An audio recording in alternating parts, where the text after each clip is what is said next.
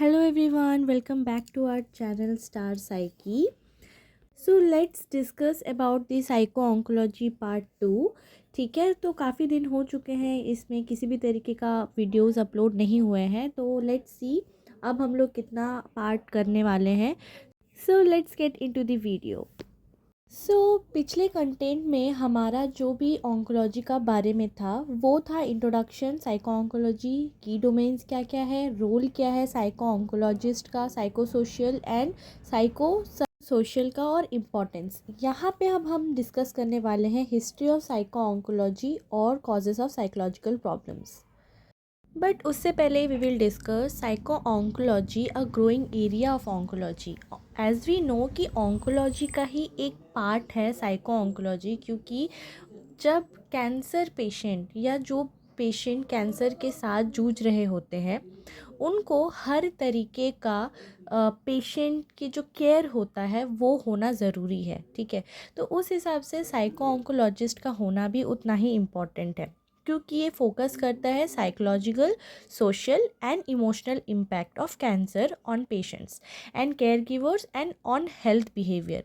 Basically हमें पता है कि साइको ऑन्कोलॉजी जो है वो सिर्फ कैंसर या बायोलॉजिकल एस्पेक्ट्स में नहीं ध्यान देते हैं, वो साइकोलॉजिकल पार्ट, सोशल पार्ट और इमोशनली क्या इम्पैक्ट कर रहा है उस पर भी फोकस किया जाता है. राइट, जहाँ पे सिर्फ और सिर्फ पेशेंट के ऊपर में नहीं, केयर गिवर्स के प्रति जो भी चीज़ें उनको इम्पैक्ट करता है उस चीज़ के बारे में भी डिस्कस किया जाता है. हम लोग यहाँ पे ग्रो किया जाता है और उनका हेल्थ बिहेवियर पे कैसा क्या इम्पैक्ट कर रहा है वो चीज़ पे. Also it addresses psychological issues affecting patients and care giver quality of life. तो ये कैंसर किस तरीके का लाइफ को, एक क्वालिटी ऑफ लाइफ को बताता है, वो भी यहाँ पे एड्रेस किया जाता है. क्योंकि मैंने कहा ये एक हॉलिस्टिक नेचर में आता है, जिसके वजह से यहाँ पे पेशेंट और केयर गिवर के लाइफ में, क्वालिटी ऑफ लाइफ में किस तरीके से चेंजेस आता है उसमें भी डिस्कस किया जाता है. राइट, उसके बाद empower patients to take positive and active role in the cancer care. और यहाँ पे साइको ऑन्कोलॉजिस्ट जो होते हैं या फिर साइको ऑन्कोलॉजी को लेके जो पढ़ाई करते हैं वो क्या चीज़ पे फोकस करते हैं, वो फोकस करते हैं एम्पावरमेंट में. मतलब पेशेंट के पॉजिटिव और एक्टिव रोल किस तरीके से उनके कैंसर के दौरान हो रहा है, वो किस तरीके से कैंसर को एम्पावर करके, नॉट कैंसर को, मतलब एक्टिव रोल निभा के हम लोग किस तरीके से कैंसर को डिफ़ीट कर सकते हैं उस चीज़ पे फोकस किया जाता है. ऑल्सो किस तरीके से वो इंडिविजुअल को एम्पावर करते हैं जिस तरीके का कैंसर है उस चीज़ को, मतलब कैंसर जिस तरीके का बीमारी है उस चीज़ को रिड्यूस करने के लिए. ठीक है, ताकि आगे चल के किसी भी तरीके का रिस्क ना हो. Also helps patient and families adjust to difficult diseases and its process. Also एक कैंसर जो पेशेंट होते हैं उसके साथ साथ जो केयर गिवर्स होते हैं दोनों के प्रति ही बहुत ज़्यादा वो काफ़ी हार्ड टाइम होता है. तो उस वक्त में वो किस तरीके से अपना लाइफ को चेंज होता हुआ देखते हैं और उस चेंजेस के दौरान वो अपने आप को और पेशेंट को किस तरीके से केयर कर सकते हैं, अपना मेंटल हेल्थ क्लियर रख सकते हैं, उस चीज़ पे फोकस किया जाता है. अब आते हैं हिस्ट्री एंड डेवलपमेंट और साइको ऑन्कोलॉजी. इसका हिस्ट्री क्या था, ये डेवलप कैसे हुआ साइको ऑन्कोलॉजी में. ठीक है, सो मिड 1970s में ये इसका ओरिजिन हुआ था साइको ऑन्कोलॉजी का. Psycho oncology formally begin in the mid 1970s. तो 1970s के टाइम पे ये फॉर्मली बिगिन हुआ था, क्योंकि कैंसर जो टर्म है पहले के ज़माने में लोगों के लिए ये बहुत बड़ा एक टैबू टॉपिक था. बेसिकली लोग इस चीज़ को बहुत ज़्यादा इग्नोर करते थे, या जो कैंसर के जो पेशेंट होते थे उनको भी बहुत ज़्यादा इग्नोर करते थे, क्योंकि उन्हें लगता था कि कैंसर जो है एक छुआछाई वाला टाइप का रोग है.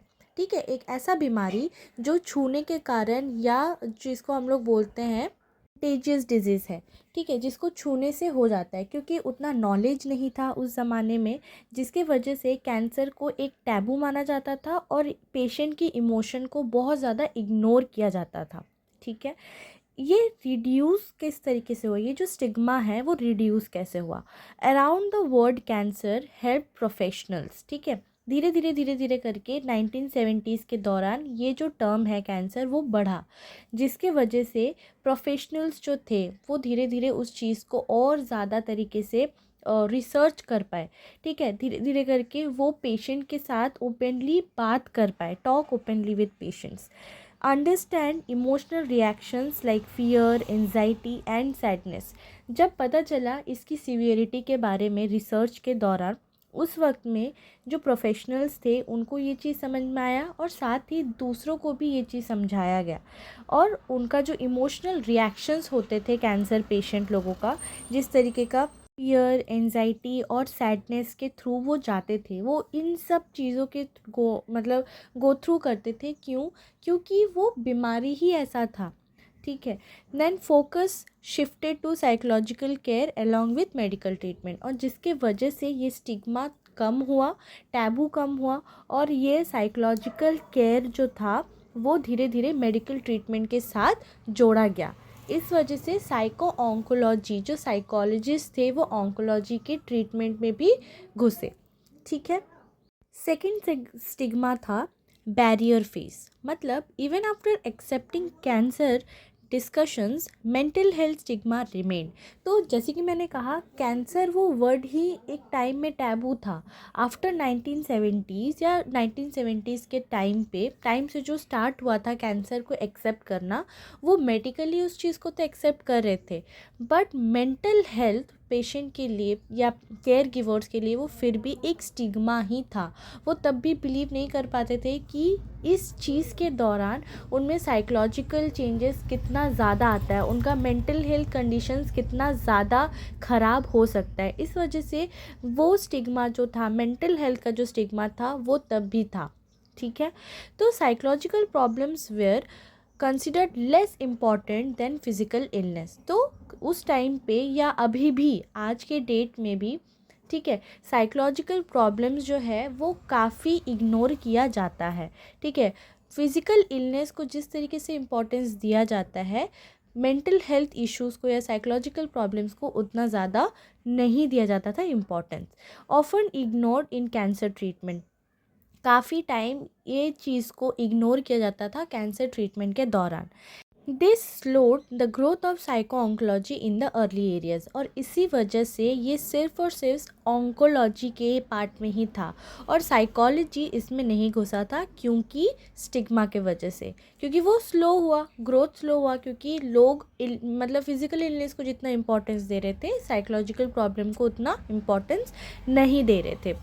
थर्ड आता है development in the new millennium. Psycho oncology expanded rapidly after 2000। तो 1970 से लेके 2000 तक के बीच में फिज़िकल इलनेस को तो इम्पोर्टेंस दिया गया, बट साइकोलॉजिकल एस्पेक्ट्स को इग्नोर किया गया। तो ये कब एक्सपैंड हुआ? 2000 के बाद। तो ग्रोथ क्या क्या हुआ? रिसर्च हुए, साइंटिफिक लिटरेचर रिव्यूज़ किया गया, training programmes for professional, dedicated research agenda, psychological care became a routine part of cancer treatment.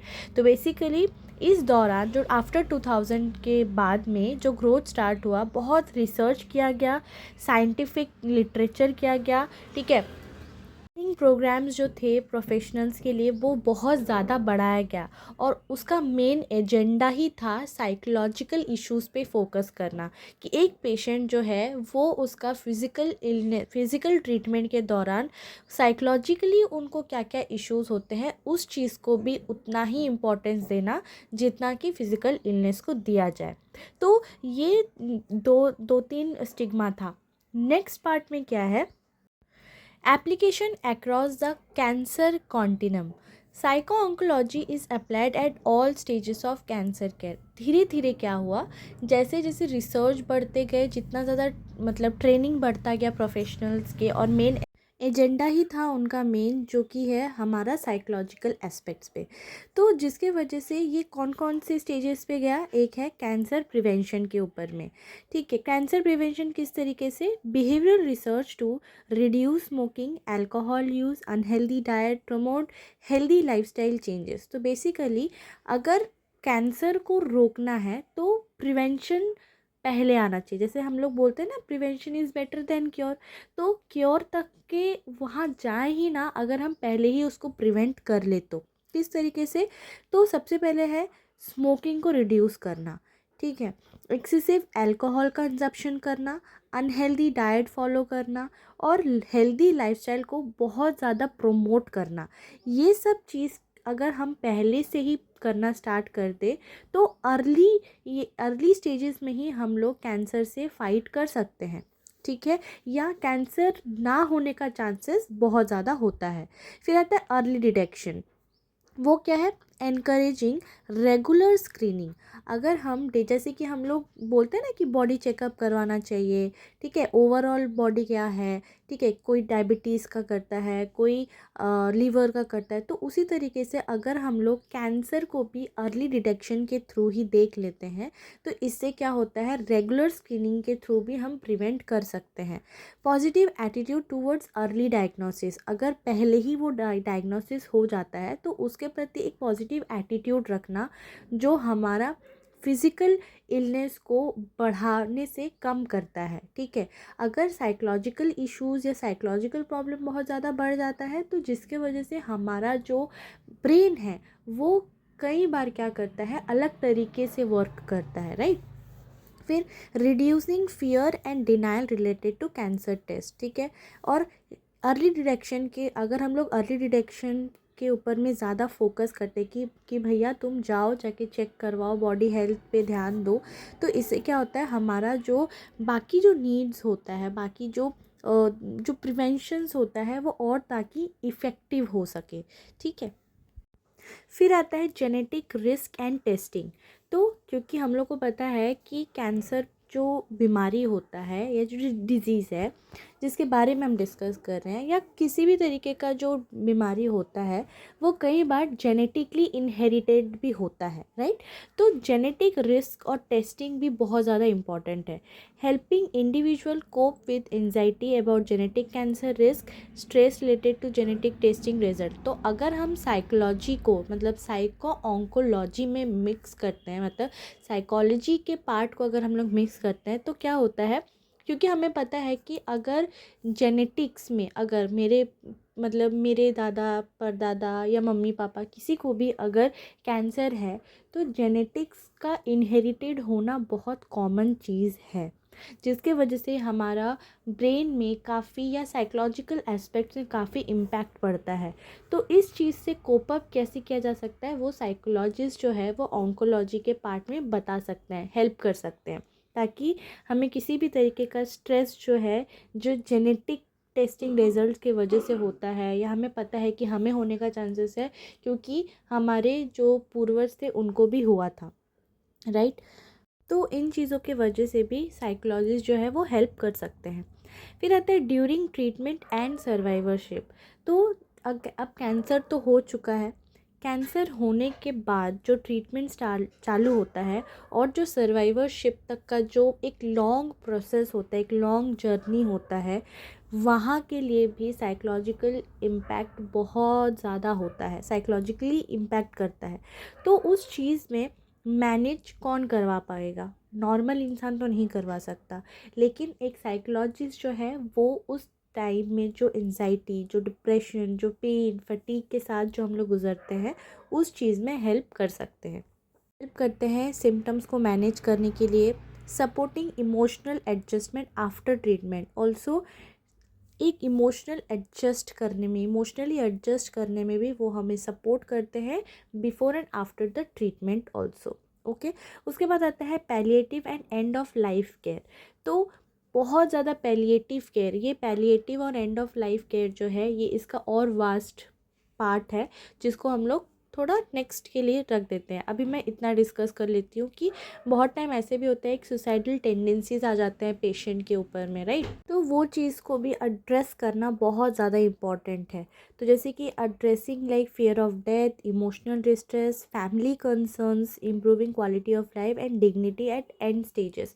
तो ये हर एक स्टेजेस में जो है हम लोग को साइकोलॉजिकल हेल्प का ज़रूरत पड़ता है as a cancer patient and care giver of cancer patients, right. Right. तो जिसके वजह से साइकोलॉजिकल हेल्प की बहुत ज़्यादा ज़रूरत होती है।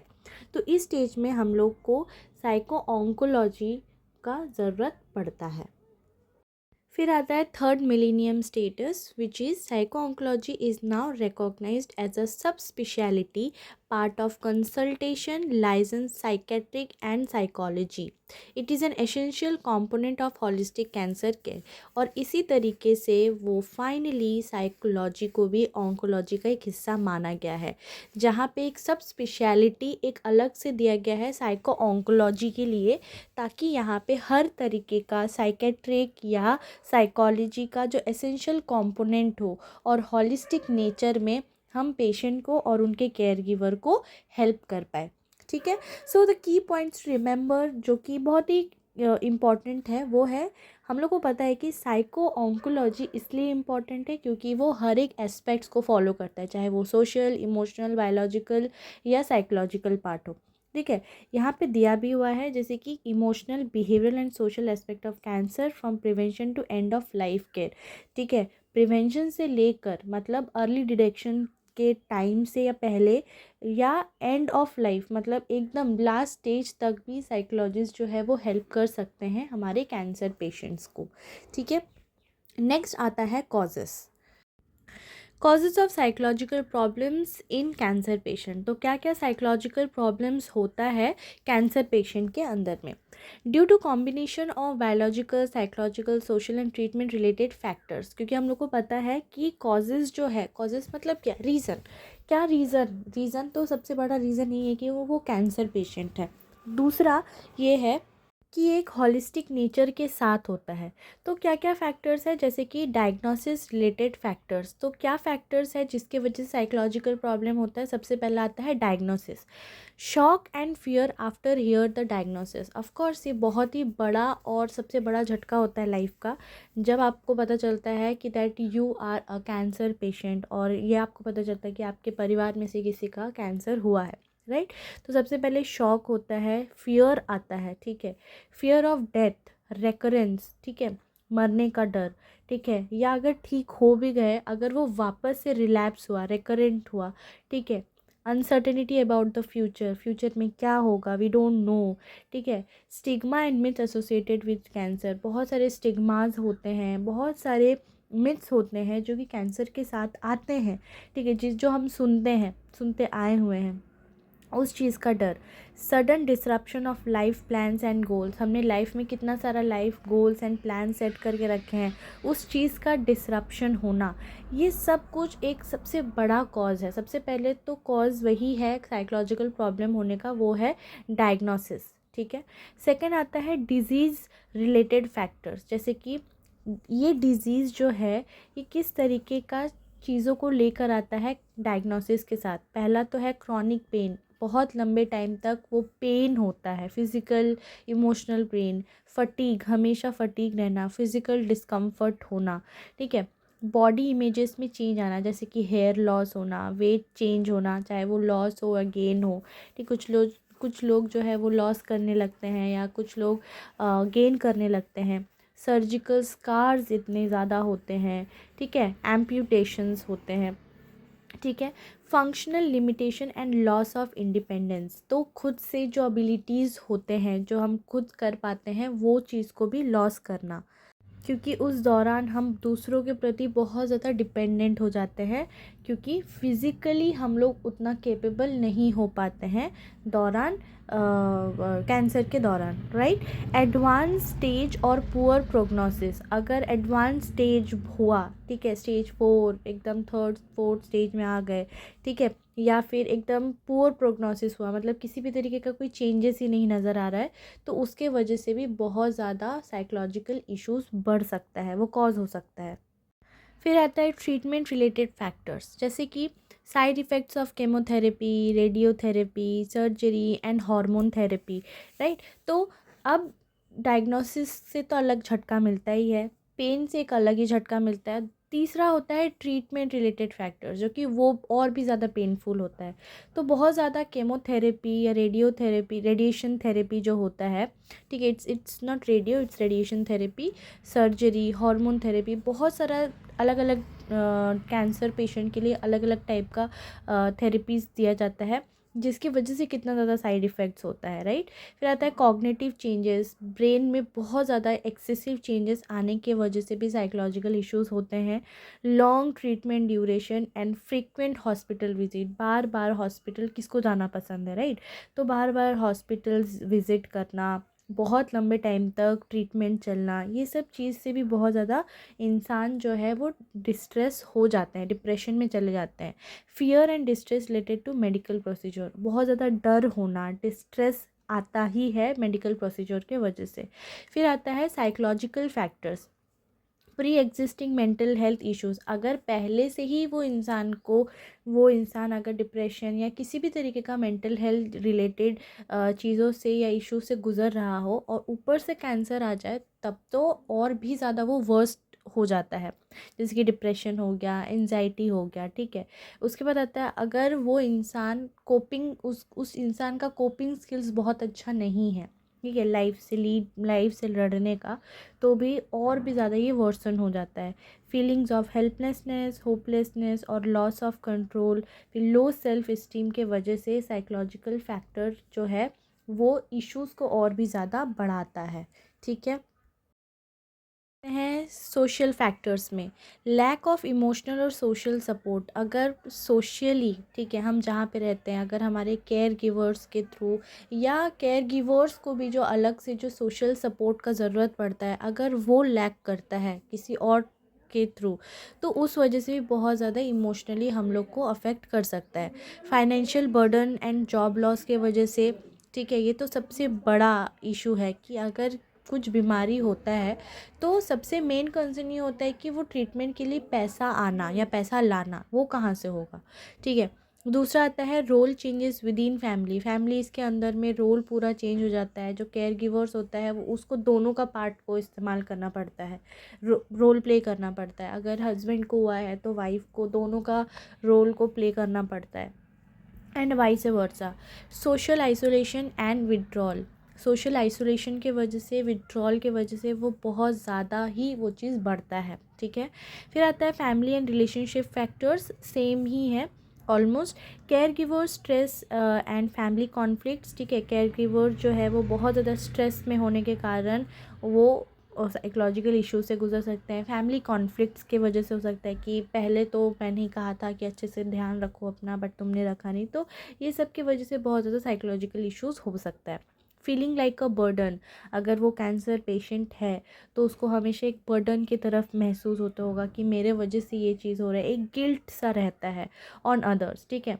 मराइटल और रिलेशनशिप स्ट्रेन, ठीक है, मराइटल लाइफ में भी बहुत ज़्यादा स्ट्रेन या रिलेशनशिप में बहुत ज़्यादा ये अफेक्ट करता है, ठीक है।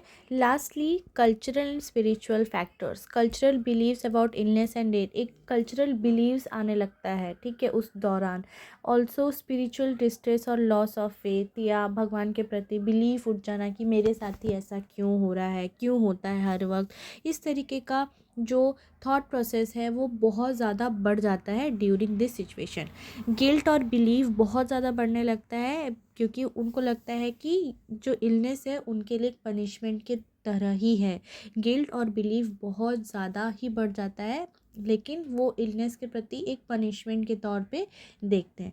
तो इसी तरीके से साइकोलॉजिकल फैक्टर्स या साइकोलॉजिकल इश्यूज़ जो है वो बहुत ज़्यादा बढ़ने लगता है, ठीक है, जिसके वजह से हमें ऑन्कोलॉजी के पार्ट में साइकोलॉजी को लाना ही पड़ता है, ठीक है।